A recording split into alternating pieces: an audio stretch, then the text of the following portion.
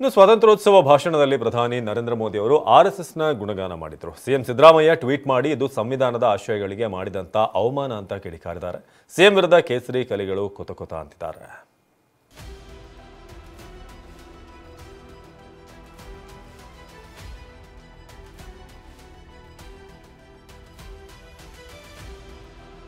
ಮೊನ್ನೆ ಭಾರತದಾದ್ಯಂತ 79ನೇ ಸ್ವಾತಂತ್ರ್ಯೋತ್ಸವವನ್ನ ವಿಜೃಂಭಣೆಯಿಂದ ಆಚರಿಸಲಾಯಿತು.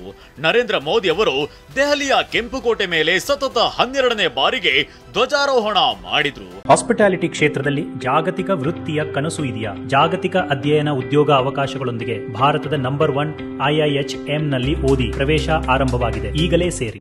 ಬಳಿಕ ದೇಶವನ್ನ ಉದ್ದೇಶಿಸಿ ಮಾತನಾಡಿದ್ರು. ಈ ವೇಳೆ ಆಡಿದ ಅದೊಂದು ಮಾತು ದೇಶದಲ್ಲಿ ರಾಜಕೀಯ ಜಟಾಪಟಿಗೆ ಕಾರಣವಾಗಿದೆ. ಅದೇನು ಅಂತೀರಾ? ನೀವೇ ನೋಡಿ. आज से 100 साल पहले एक संगठन का जन्म हुआ, राष्ट्रीय स्वयंसेवक संघ.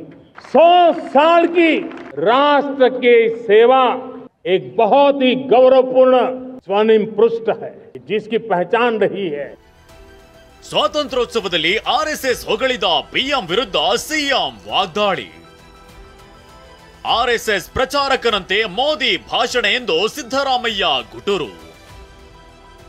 ಕೆಂಪುಕೋಟೆ ಮೇಲೆ ನಿಂತ್ಕೊಂಡು ಪ್ರಧಾನಿ ಮೋದಿ ಆರ್ಎಸ್ಎಸ್ ಹೊಗಳಿದ್ದಕ್ಕೆ ಸಿಎಂ ಸಿದ್ದರಾಮಯ್ಯ ಕಿಡಿಕಾರಿದ್ರು. ಟ್ವೀಟ್ ಮಾಡಿರೋ ಸಿಎಂ ಸ್ವಾತಂತ್ರ್ಯ ಹೋರಾಟದಲ್ಲಿ ಎಂದು ಭಾಗವಹಿಸದೇ ಇದ್ದ ಮತ್ತು ಈವರೆಗೆ ತಮ್ಮ ಕಚೇರಿಯಲ್ಲಿ ಹೆಮ್ಮೆಯ ರಾಷ್ಟ್ರಧ್ವಜವನ್ನ ಹಾರಿಸಲು ನಿರಾಕರಿಸಿದ್ದ ಆರ್ಎಸ್ಎಸ್ಗೆ ಅಭಿನಂದನೆ ಸಲ್ಲಿಸುವ ಮೂಲಕ ಪವಿತ್ರ ವೇದಿಕೆಯನ್ನ ಮೋದಿ ದುರ್ಬಳಕೆ ಮಾಡಿಕೊಂಡಿದ್ದಾರೆ ಅಂತ ಕಿಡಿಕಾರಿದ್ದಾರೆ.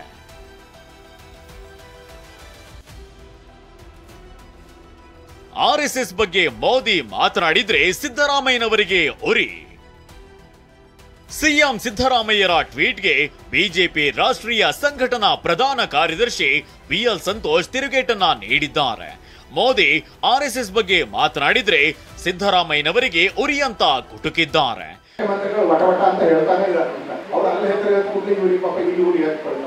ಬರೀ ಒಬ್ಬರಲ್ಲ, ಈ ಸರಿ ತುಂಬಾ ಜೊತೆಗಾರರು ಇದ್ದಾರೆ. ಸನ್ಮಾನ್ಯ ಸಿದ್ದರಾಮಯ್ಯನವರ ರಾಷ್ಟ್ರೀಯ ಸಂಘ ಭಾರತೀಯ ಜನತಾ ಪಾರ್ಟಿಗೆ ವೈಚಾರಿಕ, ಸೈದ್ಧಾಂತಿಕ ಮತ್ತು ಕಾರ್ಯಪದ್ಧತಿಯ ಬುನಾದಿಯಾಗಿ ಇದ್ದೇ ಇರುತ್ತೆ.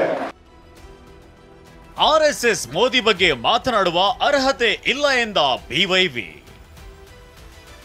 ಇನ್ನು ಬಿಜೆಪಿ ರಾಜ್ಯಾಧ್ಯಕ್ಷ ವಿಜಯೇಂದ್ರ ಕೂಡ ಸಿಎಂ ಸಿದ್ದರಾಮಯ್ಯ ವಿರುದ್ಧ ವಾಗ್ದಾಳಿ ನಡೆಸಿದ್ರು.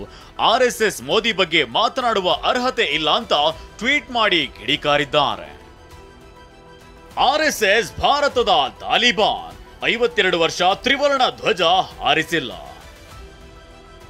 ಇನ್ನು ಆರ್ಎಸ್ಎಸ್ ಭಾರತದ ತಾಲಿಬಾನ್ 52 ವರ್ಷಗಳಿಂದ ತನ್ನ ಕಚೇರಿ ಮೇಲೆ ತ್ರಿವರ್ಣ ಧ್ವಜ ಯಾಕೆ ಹಾರಿಸಿಲ್ಲ ಅಂತ ಕಾಂಗ್ರೆಸ್ ಎಂಎಲ್ಸಿ ಬಿಕೆ ಹರಿಪ್ರಸಾದ್ ಪ್ರಶ್ನಿಸಿದ್ದಾರೆ. ಆರ್ಎಸ್ಎಸ್ ಕಚೇರಿ ಮೇಲೆ 52 ವರ್ಷಗಳ ಕಾಲ ತ್ರಿವರ್ಣ ಧ್ವಜ ಯಾಕೆ ಅದನ್ನು ಹಾರಾಡ್ತಾ ಇರಲಿಲ್ಲ ಅನ್ನೋದು ಪ್ರಶ್ನೆ ಅದಕ್ಕೆ ಹೇಳಬೇಕಾಗಿದೆ. ಸರ್ದಾರ್ ವಲ್ಲಭಾಯ್ ಪಟೇಲ್ ರವರು ಆರ್ಎಸ್ಎಸ್ನ ಬ್ಯಾನ್ ಮಾಡಿದ್ರು, ನಿಷೇಧ ಮಾಡಿದ್ರು.